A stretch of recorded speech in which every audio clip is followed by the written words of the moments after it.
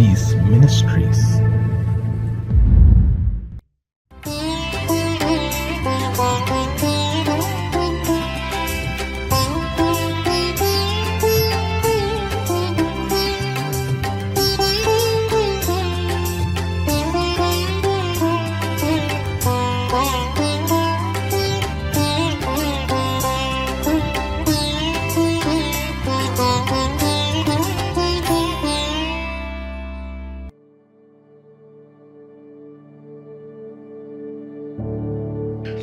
Praise the Lord.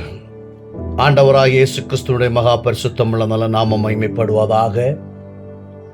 God குசிஸ் மினிஸ்ட்ரியுடைய founder and பிரசிடண்டாக இருக்கிற சகோதரர் Thomas அவர்களோடு இணைந்து கர்த்தருடைய நாமத்தை மகிமைப்படுத்தி கொண்டிருக்கிற போதக பிதாக்கள், ஒவ்வொரு நாளும் இந்த யூடியூப் வாயிலாக கர்த்தருடைய வார்த்தைகளை கேட்கிறதான தேவ பிள்ளைகள், உங்கள் அனைவருக்கும் ஆண்டவராகிய இயேசு கிறிஸ்துவ நாமத்தினாலே இந்த ஜூன் மாதத்தில் நன்றியையும் வாழ்த்துதலையும் கூறிக்கொள்ளுகிறேன்.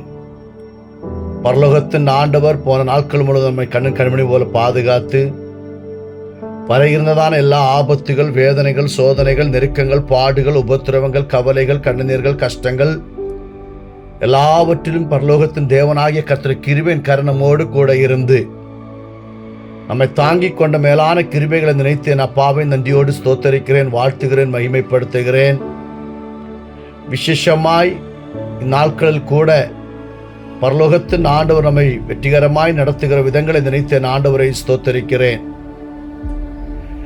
இந்த மாதத்தில் நாம் சிந்திக்க வேண்டியதான் தேவ பகுதி ஹெப்ரோன் அல்லது எப்ரோனை பற்றி தான் நாம் வாசிக்கும்படி கடந்து செல்லுகிறோம். பரிசுத்த வேத புஸ்தகத்திலே ஒரு வசனத்தை வாசிக்கிறேன். முதலாவது யோசுவாவின் புஸ்தகம் 14ஆம் அதிகாரம் அதனுடைய 13வது வசனத்தை நான் வாசிக்கிறேன்.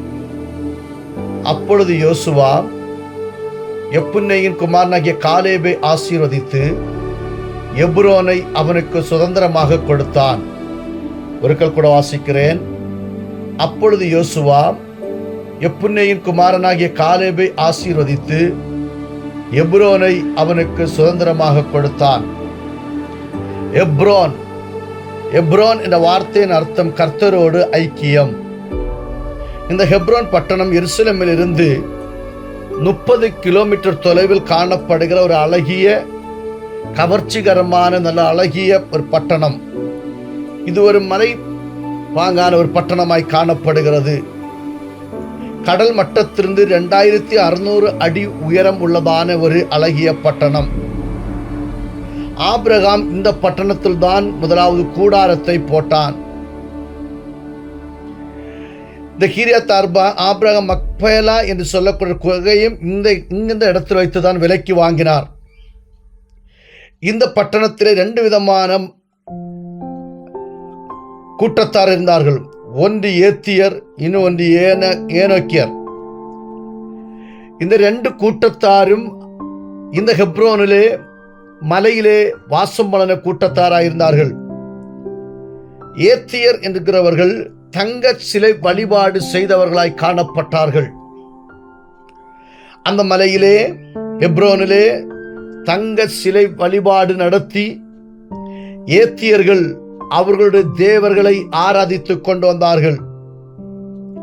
இன்னொரு கூட்டத்தார் அங்கே உண்டு. அவருடைய பேர் ஏனாக்கியர். இவர்கள்தான் பைபிளில் வாசிக்கிறது போல ராட்சசர், அரக்கர், மல்லர்கள் என்று சொல்லி மல்லன்மார் என்று எல்லாம் அழைப்போம். இந்த ஏனக்கியரும் ஏத்தியரும் தான் இங்கே அநேகமாய் காணப்படுகிறார்கள்.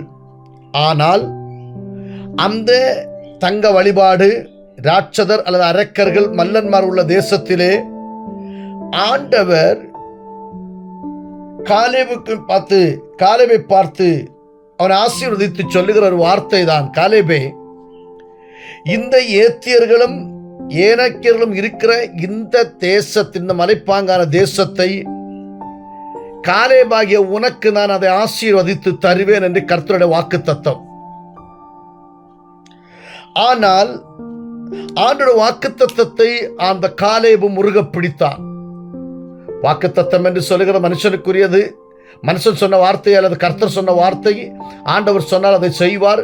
அது எந்த சூழ்நிலைமையிலும் எப்பேற்பட்ட சூழ்நிலைமையிலும் சர்வ வல்லமையுள்ள தேவன் அதை நமக்கு செய்து தர வல்லமையுள்ளவராக இருக்கிறார். ஆண்டவர் இந்த காலேபை பார்த்து, உனக்கு நான் இந்த மலை தேசமாகிய ஹெப்ரோனை உனக்கு ஆசீர்வதித்து தருவேன். காலேபு என்ற வார்த்தையின் அர்த்தமே வேட்டை நாய். ஆனா ஆண்டவர் காலேபுக்கு சில அனுபவங்கள் கொடுக்கிறார், சில கண்டிஷன்ஸ் போடுகிறார். இந்த ஹெப்ரோனை பெற்றுக்கொள்ளும்படி நீ உன்னை ஆயத்தமாக்க வேண்டும். இந்த ஹெப்ரோனை நீ பெற்றுக்கொள்ளும்படி உன்னை நீ தகுதிப்படுத்திக் கொள்ள வேண்டும். அதற்காக அவன் வாழ்க்கையில் ஆண்டவர் சில வாக்குத்தத்தங்களும் சில கட்டளைகளும் சில நிபந்தனைகளையும் ஆண்டவர் காலேபுக்கு கொடுத்தார். அப்படி அந்த பட்டணத்திலே கர்த்தருடைய தாசனாகிய காலேபு போய் சுதந்திரிக்கும்படி அவன் 3 காரியங்களை பின்பற்றினவனாய் காணப்பட்டான். முதலாவது, காலேபின் 3 அனுபவங்கள்.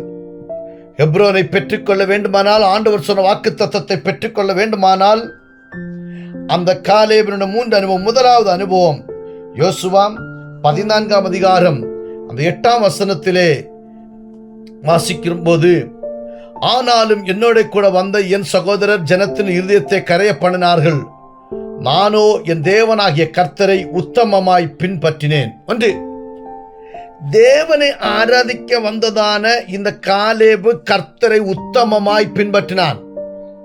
ஆனா கூட இருந்ததான ஜனங்கள் காலேபை வேதனைப்படுத்தினார்கள்.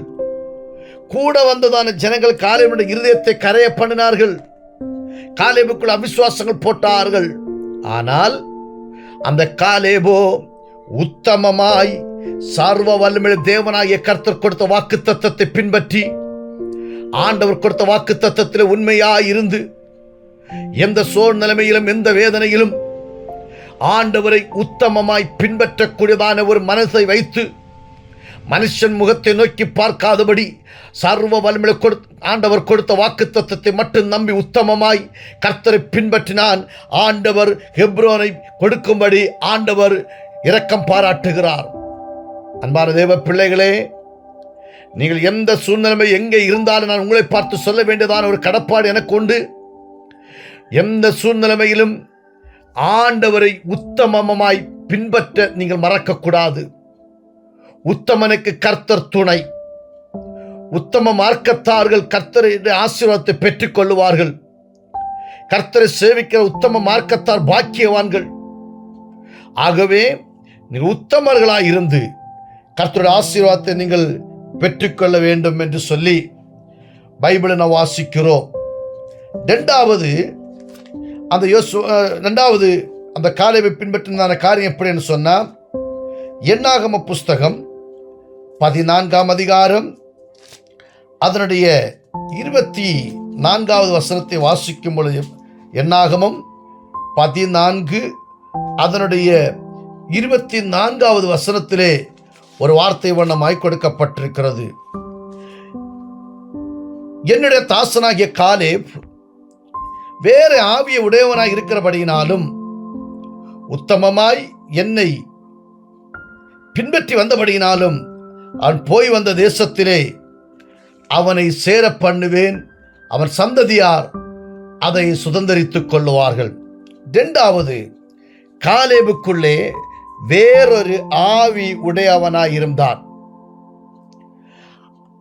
உங்களை பார்த்து நான் சொல்ல, உங்களுக்குள்ள இருக்க வேண்டிய ஆவி பரிசுத்த ஆவி. அசுத்த வார்த்தைகள், அசுத்த ஆவிகள், பொல்லாத ஆவிகள், மாந்திரிக ஆவிகள், பில்லி சுரத்தின் ஆவிகளை தூக்கி தூர போட்டுட்டு உங்களுக்குள்ளே ஒரு பரிசுத்த ஆவி உண்டு என்று சொன்ன அந்த பரிசுத்த ஆவியானவர் நீதியின்படியும் நியாயத்தின்படியும் நேர்மையின்படியும் உங்களை வழிநடத்தி தற்காத்து பாதுகாத்து பலப்படுத்தி நீதியின் பாதையிலே, ரட்சிப்பின் பாதையிலே அந்த ஆண்டவர் உங்களை வழிநடத்தி செல்வாராக. காலேபுக்குள்ளே வேறொரு ஆவி உள்ளவனாய் இருந்தான். அவனை கண்ட்ரோல் பண்ணுகிறது மனுஷ ஆவியோ உலக பிரகாரமான ஆவிகள் கிடையாது. அவனை கண்ட்ரோல் பண்ணினது முழுவதும் பரிசுத்த ஆவியானவராய் காணப்பட காரணம் அந்த சூழ்நிலைமை உத்தமமாய் கர்த்தரை பின்பற்றினபடினால் சர்வ வல்லமையுள்ள தேவன் இந்த காலேபுக்கு அந்த எப்ரோனை சுதந்திரமாய் கொடுக்க காரணமாயிற்று. மூன்றாவது, அதே யோசுவாவின் புஸ்தகம் 14ஆம் அதிகாரம் 11ஆம் வசனத்தில் வாசிக்கும் பொழுது, யோசுவா 14:12 வாசிக்கும் பொழுது, மோசே என்னை அனுப்புகிற நாளில் எனக்கு இருந்த அந்த பலன் இந்நாள் வரைக்கும் எனக்கு இருக்கிறது. யுத்தத்திற்கு போக்கும் வரத்துமாய் இருக்கிறதற்கு அப்போது எனக்கு இருந்த பலன் இப்போதும் இருக்கிறது. இங்கே சொல்லப்பட்டிருக்கிற 3வது காரியம், ஆதியில் இருந்த பலன் அப்படியே இருக்கிறது. அன்பான தேவ பிள்ளைகள், உங்களுக்குள்ளே நான் சொல்ல வேண்டியதான பலன் எது என்று கேட்டால், ஒரு ஆவிக்குரிய ஒரு அனுபவம், ஒரு ஆவிக்குரிய பலன் உங்களுக்கு வேண்டும். மாம்சத்தில் பலவீனப்பட்டு போகலாம், பொருளாதாரத்தில் பலவீனப்பட்டு போகலாம், வியாதியில் பலவீனப்பட்டு போகலாம், குடும்பத்தில் பலவீனப்பட்டு போகலாம், உற்றார்களுக்கு நடுவில் பலவீனப்பட்டு போகலாம். ஆனால் நீங்கள் ஆவியில் பலனுள்ளவர்களாய் மாற வேண்டும். ஆவியில் பலனுள்ளவர்களாய் மாற வேண்டும். தெய்வ பிள்ளையே, தெய்வத்தை ஆராதிக்கிற பிள்ளைகள், நீங்கள் தெய்வத்தை ஆராதிக்கிறவர்களாக அல்ல, சத்தியத்தின்படி தெய்வனை ஆராதிக்கிற பிள்ளைகளாய் மாற வேண்டும். உங்களுக்கு ஆவியில் பலன் குறுகி போயிட்டோ, ரட்சிக்கப்பட்ட நாளில் இருந்ததான நம்பிக்கை அற்று போயிட்டோ, இன்றைக்கும் எதிர்பார்த்து சில நன்மைகள் கிடைக்கவில்லை என்று சொல்லி சோர்ந்து போனீர்களோ, ஆண்டவர் யோசுவாவை பார்த்து சொன்னார், யோசுவாவே, உன்னுடைய கூட இருக்க நண்பனாகிய காலேபுக்கு அந்த ஹெப்ரோனை நான் அவனுக்கு சுதந்திரமாய் கொடுப்பேன். 3 காரியங்கள் அதை பெற்றுக்கொள்வதற்கு அவன் தன்னை தகுதிப்படுத்திக் கொண்டான். முதலாவது காரியம், இந்த காலேபு கர்த்தரை உத்தமமாய் பின்பற்றினான். அந்த காலேபுக்குள்ளே ஆண்டவர் விசேஷித்த வேறொரு ஆவியுடையவனாய் காணப்பட்டான். அந்த காலேபு ஆதியில் இருந்த பலன் அப்படியே இருந்தது. பைபிள் வாசிக்கும் அநேக தெளிவுகள் உண்டு. அவன் 85 இயர்ஸ் ஆன பிற்பாடும் அவனுடைய பலன் குறுகி போகவில்லை என்று சொல்லி வாசிக்கிறோம். நீங்கள் சோர்ந்து போகாதபடி, தளர்ந்து போகாதபடி, தேவ கிருபையிலே பலப்பட்டு ஆதியில் கொண்ட அன்பிலே, விசுவாசத்திலே, நம்பிக்கையிலே சோர்ந்து போகாதபடி, தளர்ந்து போகாதபடி இந்த ஓட்டத்தை ஓட, அந்த ஹெப்ரோனை சுதந்திரித்துக் கொள்ள, அந்த மலை தேசமாகிய நல்ல தேசத்தை சுதந்திரித்துக் கொள்ள பரலோகத்தின் ஆண்டவர் உங்கள் அனைவருக்கும் கிருபை அளிப்பாராக என்று சொல்லி வாழ்த்தி ஆசீர்வதித்து என்னுடைய உரையை முடிக்கிறேன். கர்த்தர் உங்களை ஆசீர்வதிப்பாராக. ஆமென், ஆமென், ஆமென்.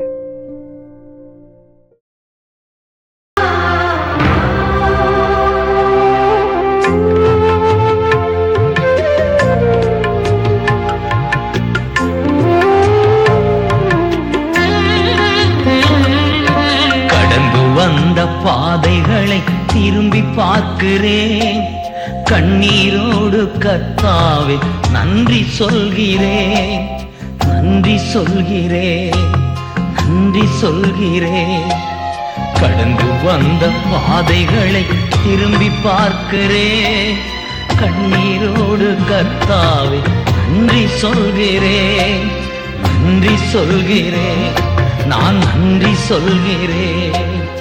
அப்பா உமக்கு நன்றி, ராஜா உமக்கு நன்றி, அப்பா உமக்கு நன்றி, ராஜா உமக்கு நன்றி.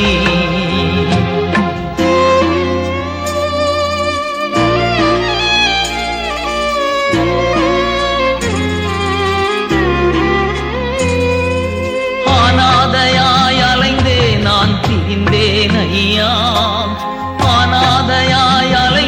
நான் திரிந்தேன் ஐயா, அழாதே என்று சொல்லி அணைத்தீர் ஐயா, அழாதே என்று சொல்லி அணைத்தீர் ஐயா. அப்பா உமக்கு நன்றி, ராஜா உமக்கு நன்றி,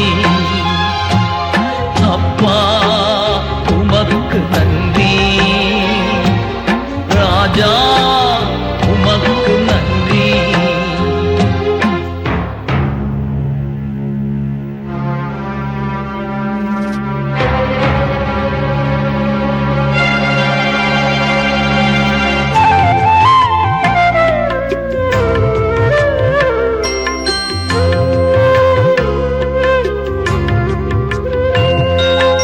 எதிராய் வந்த சூழ்ச்சிகளை முறியடித்தீரே, எதிராய் வந்த சூழ்ச்சிகளை முறியடித்தீரே, எந்த நிலையிலும் உம்மை துதிக்க வைத்தீரே.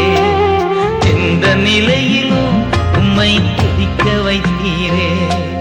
அப்பா உமக்கு நன்றி. ராஜா உமக்கு நன்றி. அப்பா உமக்கு நன்றி. ராஜா உமக்கு நன்றி.